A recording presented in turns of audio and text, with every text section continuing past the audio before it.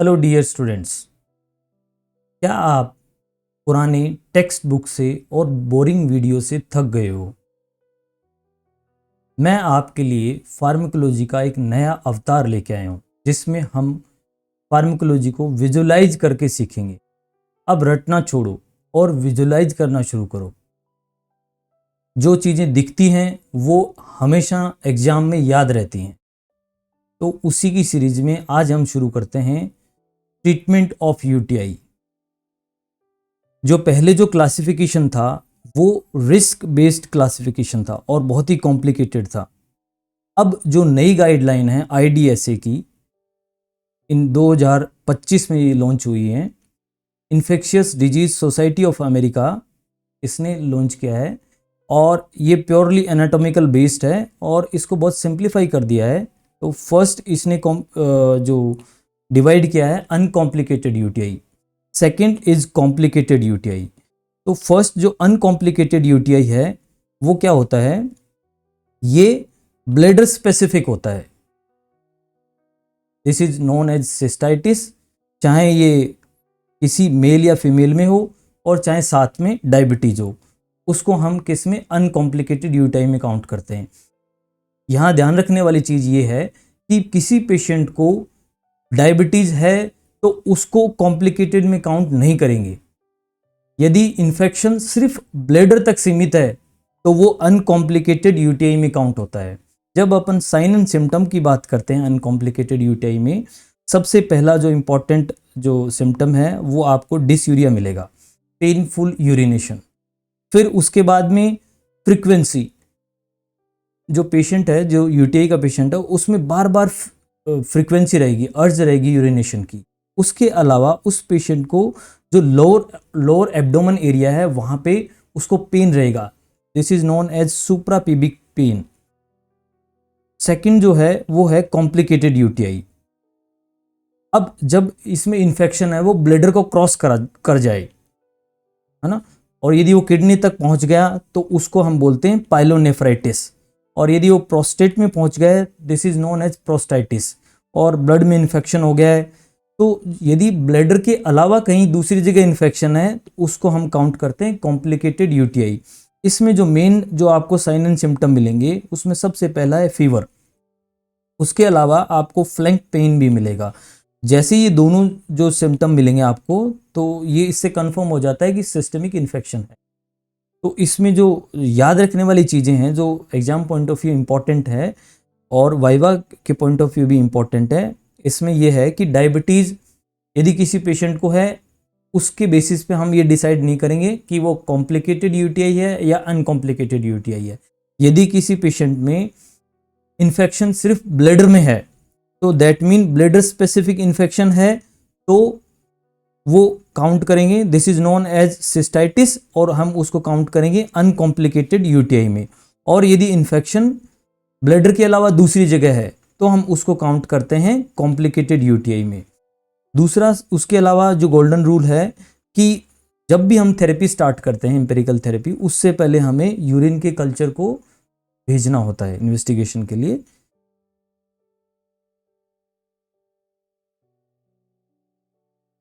Now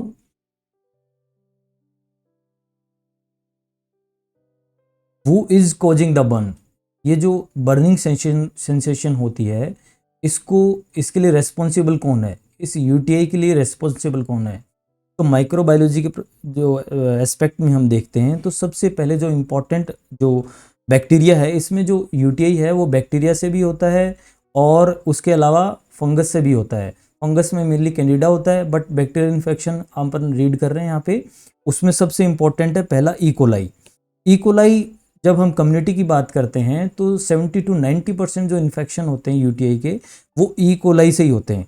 उसके अलावा जो हॉस्पिटल एक्वायर्ड इन्फेक्शन है 30 to 50% है वो इकोलाई है। तो सबसे ज़्यादा मेनली इन्फेक्शन यूटीआई के सबसे ज़्यादा इकोलाई से होते हैं। उसके अलावा जब हम बात करते हैं, सेकंड है क्लेब्सेला। ये मेनली हॉस्पिटल एक्वायर्ड इन्फेक्शन है जिसको हम नोजोकोमियल इन्फेक्शन भी कहते हैं। और तो थर्ड है this is protease infection, protease. अब देखो प्रोटीएस में याद रखने वाली चीज़ ये है कि प्रोटीएस है वो वो क्या करता है, यूरिन को एल्कलाइन कर देता है। अब वो यूरिन को एल्कलाइन कैसे करता है, एक एंजाइम प्रोड्यूस करता है यूरिएज। अब वो यूरिएज एंजाइम क्या करता है, यूरिया को कन्वर्ट करता है इसमें, अमोनिया में, यूरिया को अमोनिया में कन्वर्ट करता है, जिससे यूरिन की पीएच है वो बढ़ जाती है और जो यूरिन है वो एल्कलाइन हो जाता है। उसके अलावा जो नेक्स्ट जो बैक्टीरिया है जो इन्फेक्शन करता है, स्टेफाइलोकोकस सैप्रोफाइटिकस, ये सेकेंड मोस्ट कॉमन कम्युनिटी में मिलता है और ये जो सेक्सुअली एक्टिव वुमेन होती हैं उनमें मिलता है कॉमनली। नेक्स्ट है एंटेरोकोकस। एंटेरोकोकस जो इन्फेक्शन है, बैक्टीरियल इन्फेक्शन है, वो एल्डरली पेशेंट में मिलता है और जो एल्डरली पेशेंट में जिनमें कैथेटर लगा हो उनमें सबसे ज़्यादा मिलता है। तो इसमें जो ड्रग ऑफ चॉइस रहती है वो एम्पिसिलिन है। वैसे अपन आगे इसको अच्छे से डिटेल में डिस्कस करेंगे। अब इसमें जो एग्जाम पॉइंट ऑफ व्यू जो इम्पोर्टेंट है, जो कॉम्पिटिटिव एग्जाम है उसके हिसाब से, कि जो प्रोटीज है वो बैक्टीरिया क्या करता है, यूरिन को एल्कलाइन करता है। फिर एसिड, और उसके अलावा जो यूरिनरी एसिडिफायर्स हैं उसके साथ में एक दवाई होती है यूरिनरी एंटीसेप्टिक, जो हम आगे डिस्कस करेंगे, मेथेनामीन, उसको हम साथ में देते हैं तो वो यूजलेस है।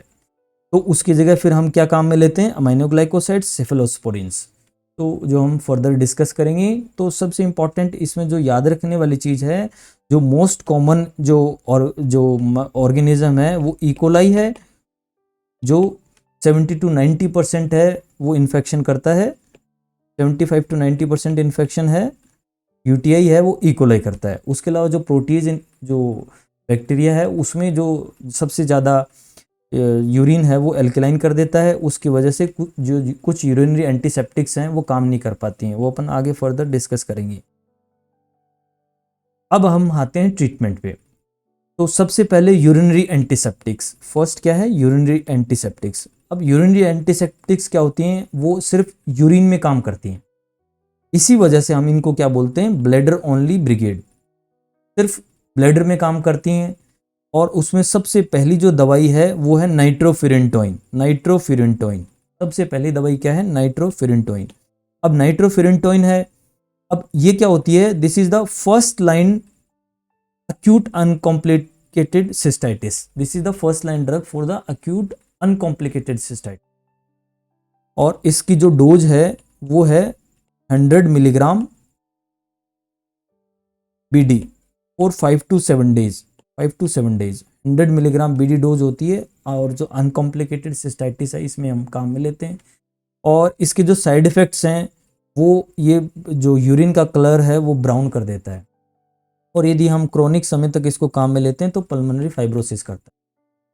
ठीक है, जब हम इसकी मैकेनिज्म ऑफ एक्शन की बात करते हैं तो इसमें क्या करता है, जो बैक्टीरियल नाइट्रो रेडक्टेज रिलीज करता है और उसकी वजह से अब जो नाइट्रोफिरेंटोइन है वो रिएक्टिव इंटरमीडिएट्स बनाती है और वो बैक्टीरिया में डीएनए और राइबोसोमल डैमेज करता है।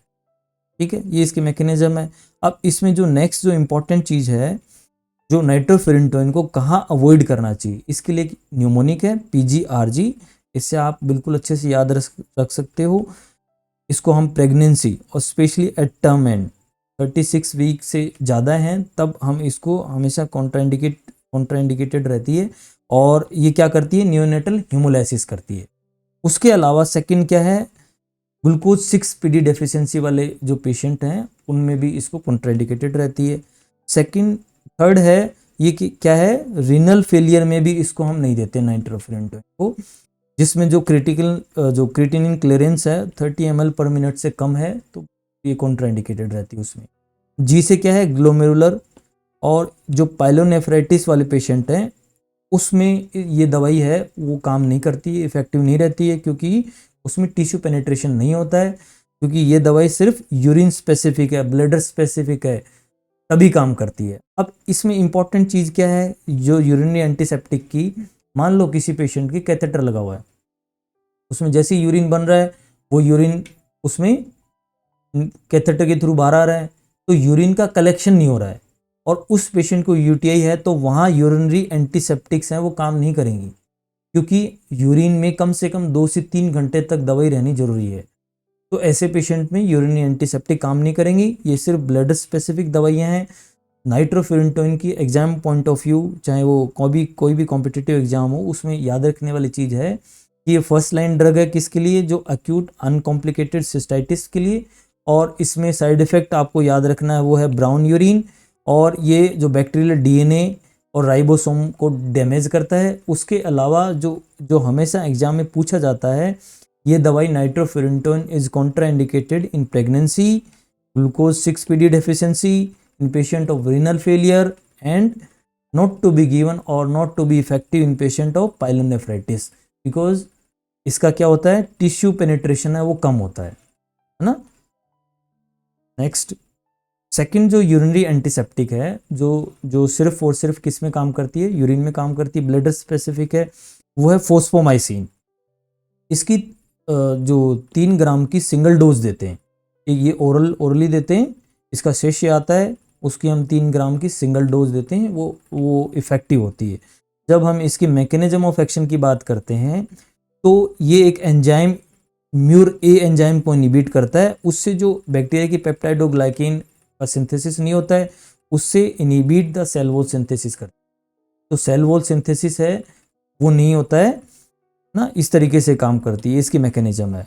अब इसमें जो दूसरी जो इम्पोर्टेंट चीज़ है, ये कहाँ काम में लेते हैं, यूज कहाँ लेते हैं फोस्फोमाइसिन, ये एक्टिव रहती है इसके अगेंस्ट में जो ESBL प्रोड्यूसिंग इकोलाई है, extended spectrum beta lactamase producing E coli है, वहाँ ये इफेक्टिव है। उसके अलावा जो अगली नेक्स्ट इम्पॉर्टेंट जो चीज़ है कि ये प्रेगनेंसी में सेफ है, ये दवाई फोस्फोमाइसिन प्रेगनेंसी में सेफ है।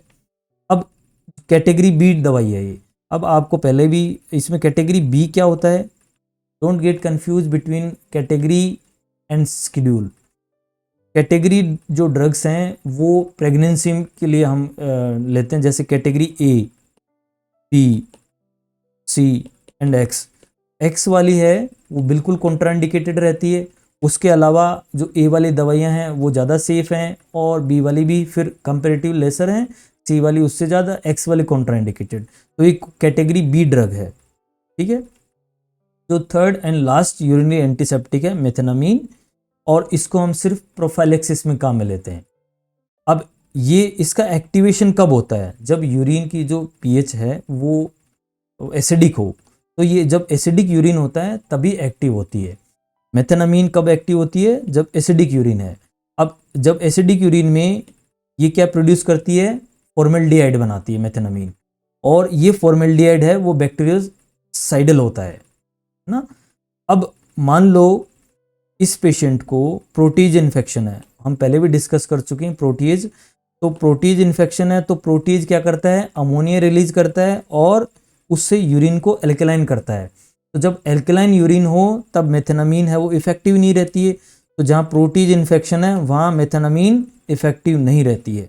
तो ये इंपॉर्टेंट है आपके कॉम्पिटिटिव एग्जाम के हिसाब से। इस स्लाइड में यही कि फोस्फोमाइसिन है वो सेफ इन प्रेगनेंसी, और ये भी एक इम्पॉर्टेंट है, ये इनहिबिट्स करती है म्यूर ए को, और उसके अलावा ये प्रोटीज के अगेंस्ट मेथेनामीन इफेक्टिव नहीं है ड्यू टू कि ये यूरिन को एल्कलाइन करती है। उसके बाद में हम आते हैं सिस्टेमिक एंटीबैक्टीरियल पे।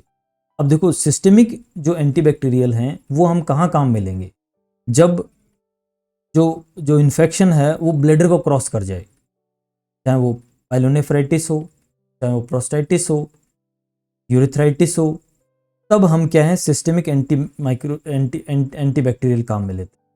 उसमें सबसे पहले जो एंटीबैक्टीरियल है वो है कोट्राइमोक्सोजोल, है ना।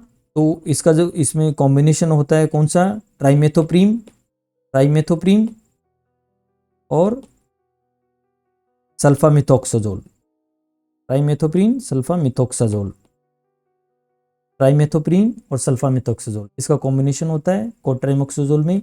अब इसका क्या होता है, ये ड्रग ऑफ चॉइस है जो बैक्टीरियल प्रोस्टाइटिस है उसमें ड्रग ऑफ चॉइस रहती है, क्योंकि ये प्रोस्टेट में इसका बेस्ट पेनिट्रेशन होता है, प्रोस्टेट इसका कोट्राइमोक्सोजोल का, इस वजह से प्रोस्टाइटिस में ये दवाई ड्रग ऑफ चॉइस है। उसके अलावा जब हम इसके साइड इफेक्ट की बात करते हैं तो ये दवाई कोट्राइमोक्सोजोल हाइपरकैलेमिया करती है, और ये स्पेशली जो एल्डरली पेशेंट होते हैं उनमें ज़्यादा करती है। और जो एल्डरली पेशेंट जो एस इनहिबिटर और ARB ले रहे हैं उसमें हाइपरकैलमिया के चांसेस ज़्यादा होते हैं। उसके अलावा ये बोन मैरो सप्रेशन करता है, कोट्राइमोक्सोजोल। और नेक्स्ट है ये दवाई है, ये भी प्रेगनेंसी में कॉन्ट्राइंडिकेटेड है, स्पेशली फर्स्ट और थर्ड ट्राइमेस्टर में। क्यों? क्योंकि ये कार्निक टेरेस करती है। कार्निक टेरेस क्या होता है? इसमें बच्चे में क्या होता है, बिलिरुबिन का लेवल बढ़ जाता है और वो फिर ब्लड ब्रेन बैरियर क्रॉस करके ब्रेन में पहुंच जाती है, तो उसकी वजह से क्या होता है, ब्रेन डैमेज हो जाता है। सीवियर जॉन्डिस हुआ, बिलिरुबिन का लेवल बढ़ गया और वो क्रॉस करके ब्लड ब्रेन बैरियर क्रॉस करके ब्रेन में पहुंच गया, तो उसकी वजह से क्या होगा, ब्रेन डैमेज हो जाता है। तो इस वजह से कोट्राइमोक्सोजोल भी क्या है, प्रेगनेंसी में कॉन्ट्राइंडिकेटेड है। सिर्फ एक ही दवाई अभी तक बताई है जो प्रेगनेंसी में देते हैं, वो कौन सी है, फोस्फोमाइसिन। Very good. सेकंड है जो सिस्टमिक जो एंटीबैक्टीरियल है वो है फ्लोरोक्विनोलोन्स। फ्लोरोक्विनोलोन्स कौन सी होती हैं, सिप्रोफ्लोक्सासिन, लीवोफ्लोक्सासिन, ओफ्लोक्सासिन, उसके अलावा नोरफ्लोक्सासिन, उसके अलावा मोक्सीफ्लोक्सासिन। ठीक है, तो इसमें सबसे ज़्यादा जो हम काम में लेते हैं वो लीवोफ्लोक्सासिन लेते हैं, लीवोफ्लोक्सासिन। और 500 मिलीग्राम लीवोफ्लोक्सासिन की ओडी डोज रहती है फॉर 7 डेज। तो इसमें क्या है, जो ओपीडी वाले पेशेंट होते हैं पाइलोनेफ्राइटिस के, उसमें इसको हम ओरली देते हैं। और उसके अलावा जो इसकी जो फ्लोरोक्विनोलोन्स की जो इम्पोर्टेंट जो चीज़ है, ये फर्स्ट लाइन ड्रग नहीं है, किसके लिए, सिस्टाइटिस के लिए। उसके अलावा जो आपके प्री पीजी के हिसाब से जो इम्पोर्टेंट है वो ये है कि ये क्या है, इसकी जो दवाई की जो बॉक्स में क्या मिलती है, ब्लैक बॉक्स वार्निंग मिलती है, क्योंकि ये टेंडन को रप्चर करता है, रेप्टिक डिसेक्शन करता है, क्यूटी प्रोलोंगेशन करता है और कार्टिलेज टॉक्सिसिटी भी करता है। तो इस वजह से चिल्ड्रन और प्रेगनेंसी में कॉन्ट्राइंडिकेटेड रहती है।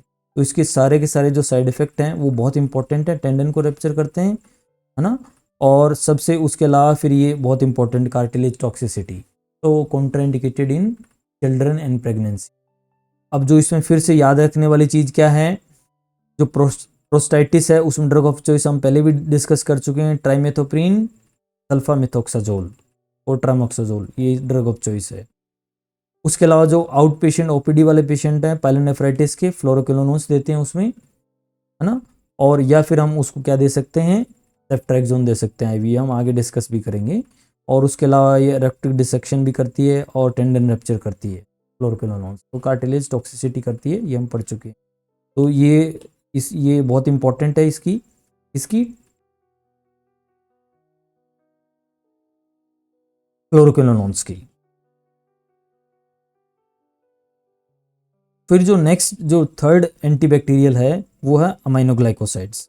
अमाइनोग्लाइकोसाइड उसमें हम जो दवाइयाँ हैं वो बहुत इंपॉर्टेंट हैं, जेंटामिसिन, अमीकासिन, प्लाजोमिसिन। प्लाजोमिसिन एक न्यूअर एंटी एमडीआर है ना, multi drug resistance, newer multi drug resistance, multi drug resistance है प्लाजोमिसिन।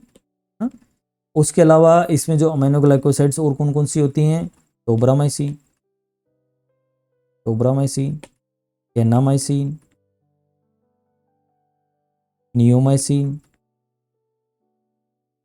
स्ट्रेप्टोमाइसिन।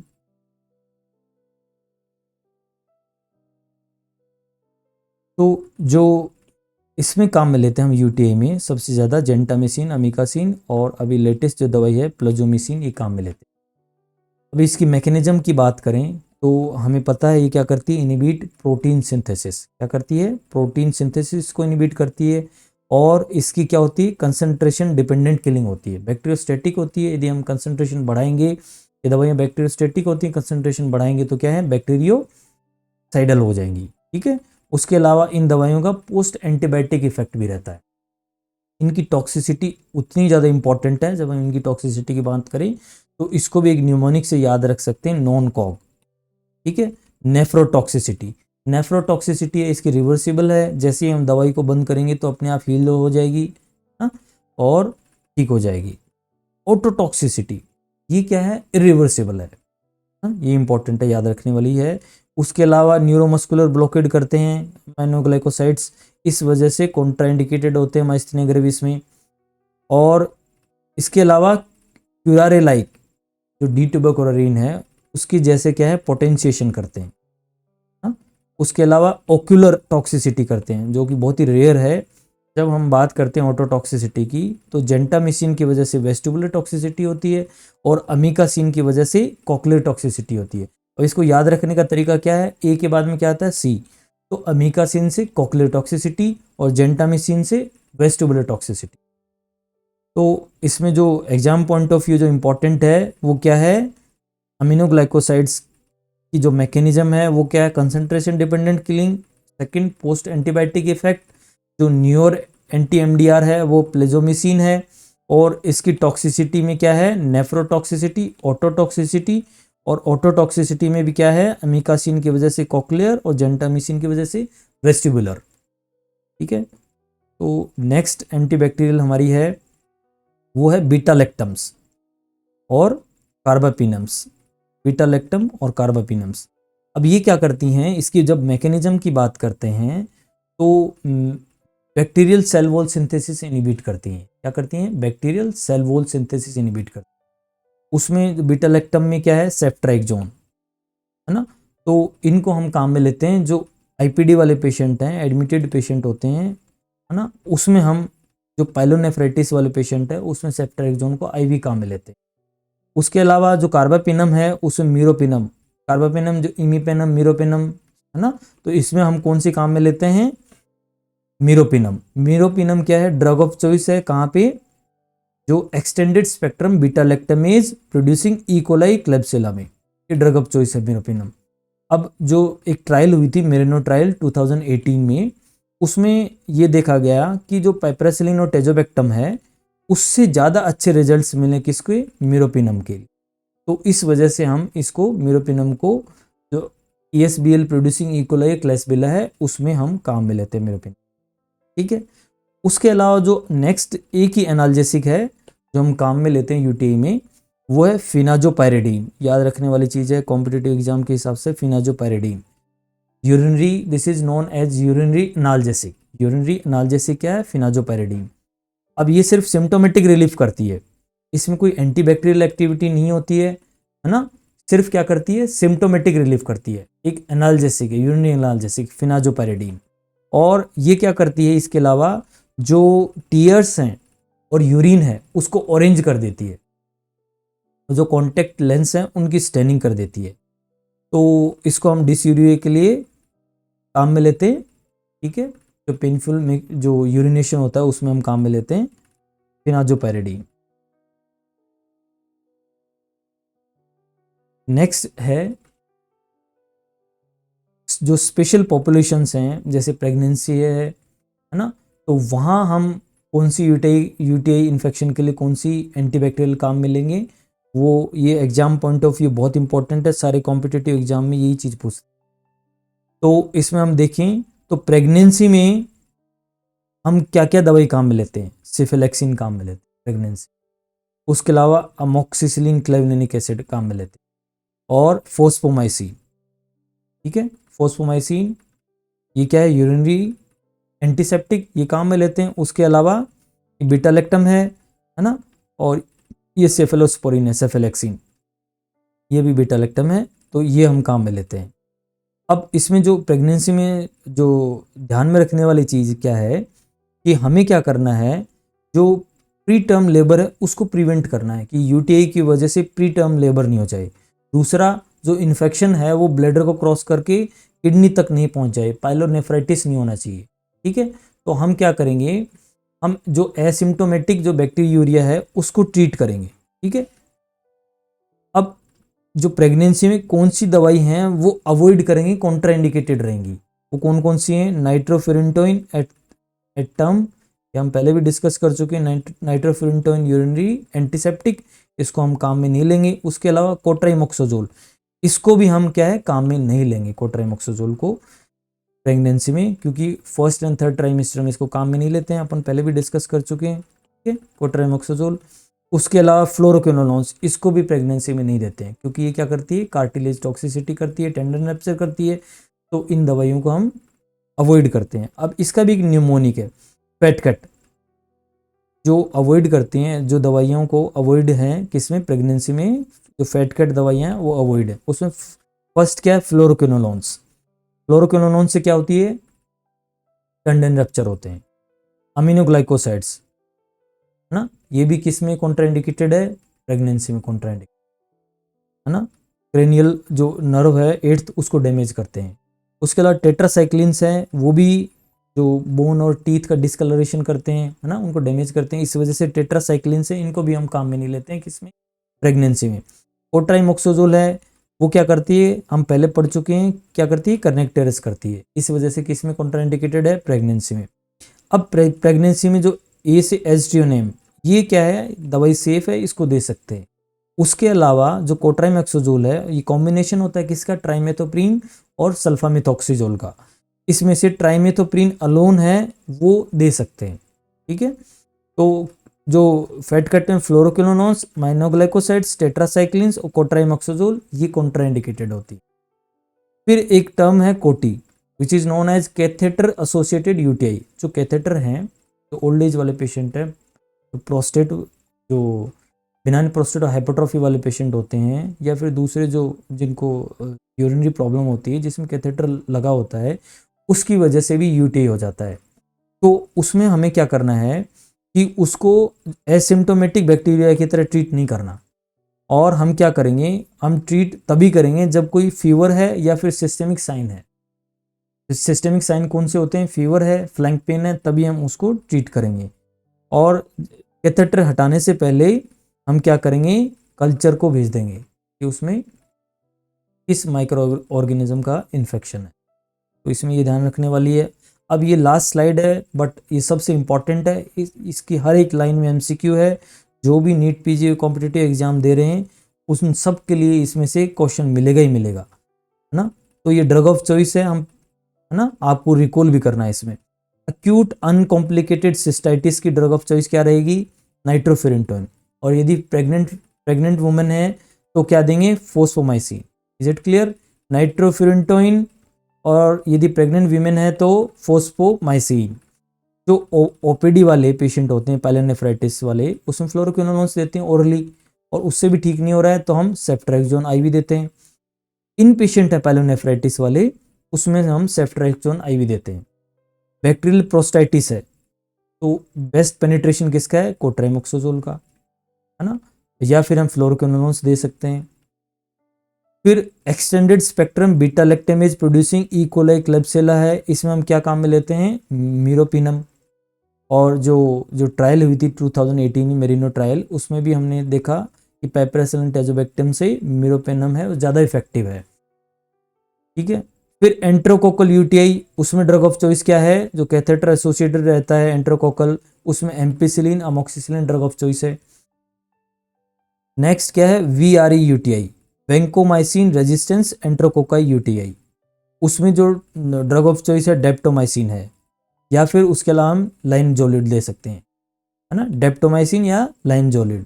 अब डेप्टोमाइसिन है वो न्यूमोनिया वाले पेशेंट में इफेक्टिव नहीं रहती है, बिकॉज क्योंकि लंग सर्फेक्टेंट होता है, उसकी वजह से इनएक्टिवेट हो जाती है, इस वजह से not suitable for patient of pneumonia. कौन सी, डेप्टोमाइसिन, ठीक है। केपीसी प्रोड्यूसिंग सीआरए, अब केपीसी क्या होता है, Klebsiella producing, Klebsiella pneumoniae carbapenemase producing carbapenem resistance Enterobacteriaceae. तो उसमें हम क्या दवाई देते हैं, सेफ्टाजिडिन और एविबैक्टम। उसके अलावा एक ये नए कॉम्बिनेशन है मीरोपिनम के साथ में वेबोरबैक्टम, ठीक है। तो जो क्लेब्सिला न्यूमोनियाई और कार्बापिनेमेज प्रोड्यूस करते हैं, कहने का मतलब वो क्या है, वो रेजिस्टेंस से कार्बापिनम से, तो हम उसमें क्या लेंगे, सेफ्टाजिडिन और एविबैक्टम का कॉम्बिनेशन, या फिर मीरोपिनम वेबोरबैक्टम का कॉम्बिनेशन। उसके अलावा जो एक्सटेंसिवली ड्रग रेजिस्टेंट एसिनोबैक्टर है, उसमें हम क्या देते हैं, सेफिड्रोकोल देते हैं, सेफिडेरोकोल में हम कौन सी दवाई देते हैं, सेफिडेरोकोल। ठीक है, ये क्या है, एक सेफेलोस्पोरिन है और एक ट्रोजन हॉर्स की तरह काम करती है। ये इसकी जो मैकेनिज्म है वो कैसे होती है, आयरन के साथ में बाइंड करती है और बैक्टीरियल सेल वॉल सिंथेसिस को पेनिट्रेट करती है ना, और सेल वॉल सिंथेसिस इनहिबिट करती है।